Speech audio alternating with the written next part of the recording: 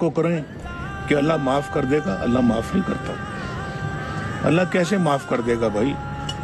मैंने अगर राजा साहब के कोई 5,000 रुपये भी अगर देने होंगे, जब तक मैं इनको दूंगा नहीं, ये मेरा गुनाह अल्लाह माफ़ नहीं करेगा। मैंने किसी के साथ धोखा किया है, फ्रॉड किया है, जालसाजी की है, मैं हेरा फेरी की है और उसको मैंने उसके हक से महरूम किया है, तो मैं कहूँ कि ना मैं रोज़ अस्तगफुरुल्लाह करता हूँ, दिन में 500 दफ़ा पढ़ता हूँ, अस्तगफुरुल्लाह पढ़ता हूँ, अल्लाह ने मुझे माफ़ कर दिया। कैसे अल्लाह ने माफ़ कर दिया? अगर ज़िंदगी में आपने नमाज़ें नहीं पढ़ी,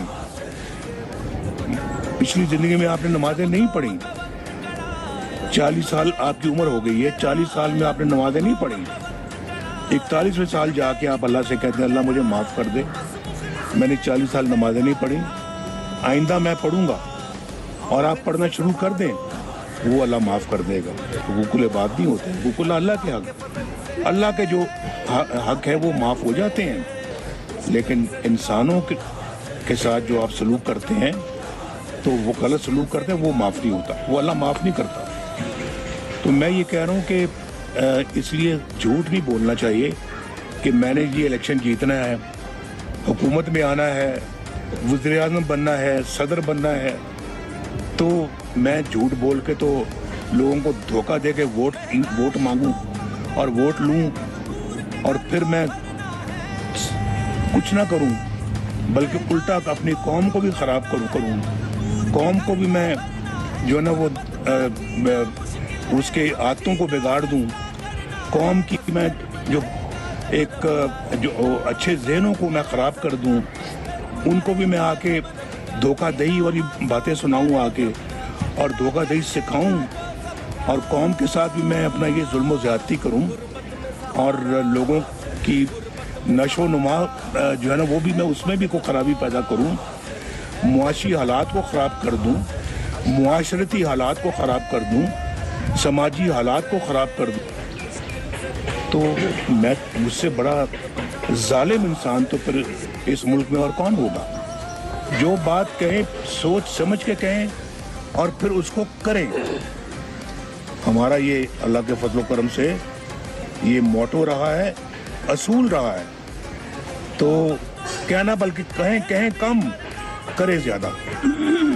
लेकिन आपने हमारे दौर के बाद जो दौर देखा है, किस तरह का दौर था वो, पाकिस्तान के कल्चर को ख़राब कर दिया, तबाही फेर दिए, और हसद, बुग़्ज़, मुनाफ़क़त, इन चीज़ों का तो वजूद ही नहीं होना चाहिए उस सतह पे जाके कभी।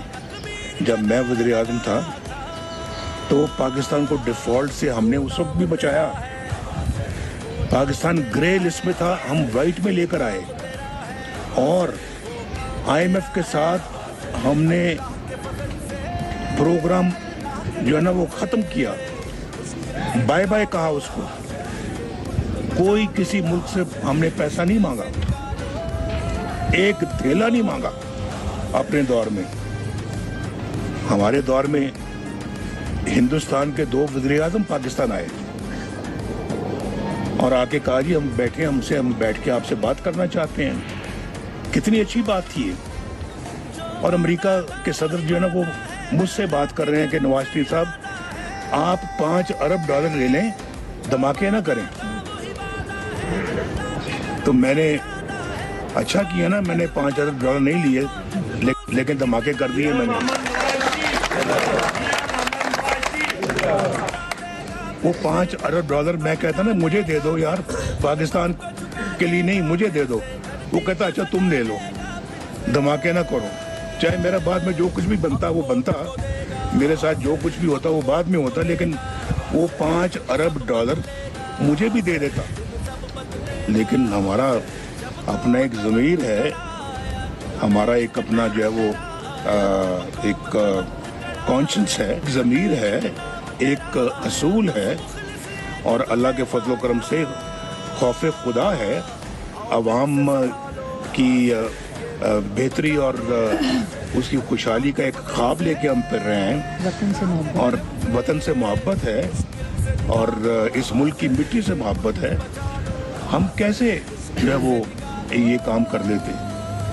تو لیکن سوچنے والوں نے یہ نہیں سوچا بھائی نواز شریف کے خلاف کچھ اور نہیں مل رہا, بھائی کچھ ملے ہیں تو نہیں ملا, چلو اس کو بیٹے سے تنخواہ لینے پہ فارغ کر دو. تنخواہ نہیں لی, اس کو فارغ کر دو. کسی ملک میں ایسا ہوتا ہے؟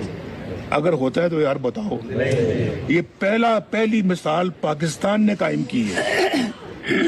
پاکستان نے قائم کی کہ اپنے ملک کے وزیر اعظم کو اپنے بیٹے سے تنخواہ نہ لینے پر فارغ کر دیا. نواز شریف تھا ڈالر 104 روپے پہ تھا. نواز شریف تھا سبزیاں 10 روپے کلو ملتی تھی. نواز شریف تھا روٹی 4 روپے کی تھی. بجلی کے بل لوگ ہنسی خوشی ادا کرتے تھے اور بجلی آ بھی رہی تھی. پاکستان کے اندر گیس بھی آ رہی تھی. پاکستان کے اندر ہر چیز کی ماشاءاللہ فراوانی تھی اور لوگ تنخواہوں میں گزارا بھی کرتے تھے اور بچاتے بھی تھے پیسے اپنے بچوں کی شادیوں کے لیے, بیٹیوں کے ہاتھ پیلے کرنے کے لیے. یہ وہ زمانہ تھا 2017 جب اس ملک کے اوپر تلواروں سے کلہاڑیوں سے وار کیا. اچھی بلی اکانومی تباہ و برباد, اچھا بلا معاشرہ تباہ و برباد, اچھا بلا ملک تباہ و برباد. غریبوں کے گھروں میں چولہا تک بند ہو گیا, بجھ گیا.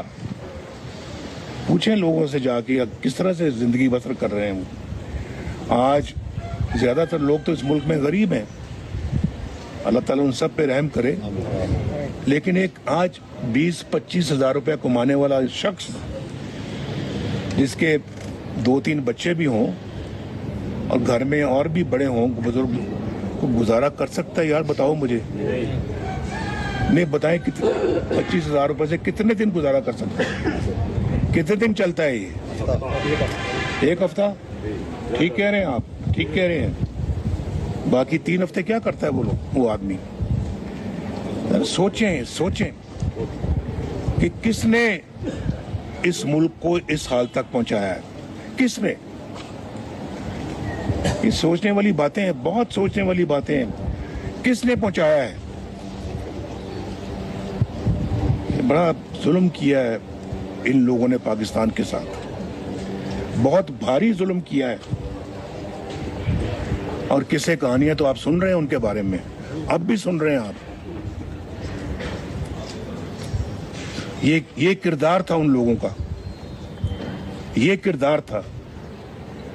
یعنی منہ میں رام رام, بغل میں چھری اور منہ میں رام رام. مجھے اور اس کو, مریم کو جیل میں رکھنا تھا, الیکشن اس کو جتوانا تھا, اس کے بعد الیکشنوں میں دھاندلی کرنی تھی اور اس کو پاور میں لانا تھا. یہ تھا منصوبہ لبے لباب, یہ تھا مجھے نکالنے کا مقصد. یہ تھا بیٹے سے تنخواہ نہ لینے کا نکالنے کا سبب یہ تھا. یہ اگر وہی مومنٹم, وہی سپیڈ, وہی اپنا جو ہے وہ ہمارا ترقی کرنے کا جو پروگرام تھا, جو ترقی ملک میں لانے کا پروگرام تھا, اگر وہ آج تک چل رہا ہوتا, چلتا رہتا, کوئی خلل نہ آتا, تو اندازہ کریں کہ آپ کہاں ہوتے, یہ ملک کہاں ہوتا. ایک 1990 میں آیا میں, 1993 میں فارغ, چلو جی گھر جاؤ. 1997 میں آیا, 1999 میں جاؤ جی فارغ, 2017 میں جاؤ جی فارغ. بابا اس طرح سے ملک نہیں چلتے. ایک گھر نہیں چلتا, ملک کیا چلے گا؟ میری باتیں آپ کو سمجھ آ رہی ہیں یا اگر میری باتیں سمجھ میں آ رہی ہیں تو پوری قوم تک یہ پیغام پہنچاؤ یہ پیغام. اس ہنستے بستے ملک کو ہم نے خود اجاڑا ہے, اپنے ہاتھوں سے اجاڑ